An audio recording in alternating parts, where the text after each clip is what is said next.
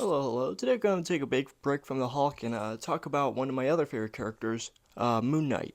Specifically, the first issue of this six-issue volume from Jed MacKay. This happens after the events of the whole Moon Knight Avengers crossover thing that happened years ago. It wasn't that good, so it's not like you should read it.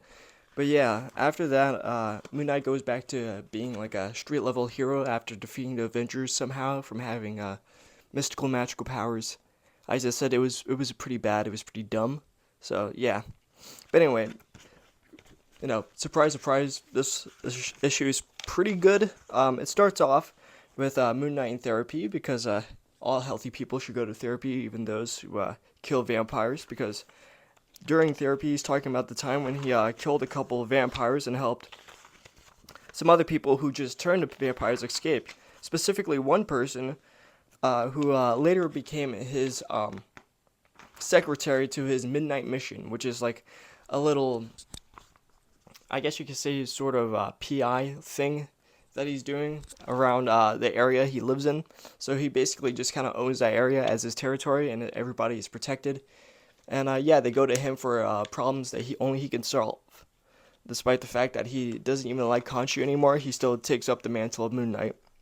So anyway, he's killing vampires and he's killing these little freak things.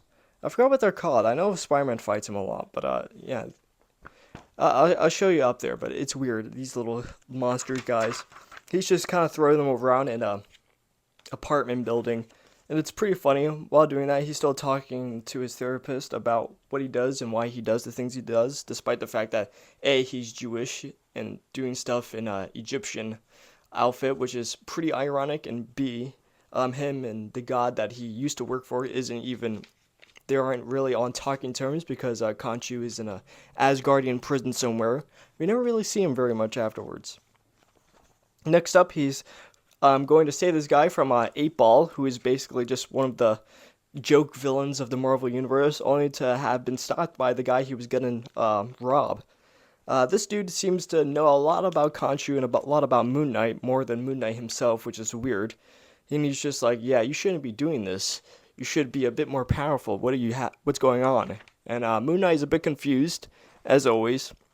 Anyway, we go back to him with his therapist talking about his dissociative identity disorder and how weird his brain works because it's not like how other people's brain works. While there's a little montage of him killing people, vampires, beating up criminals, and just doing really cool stuff.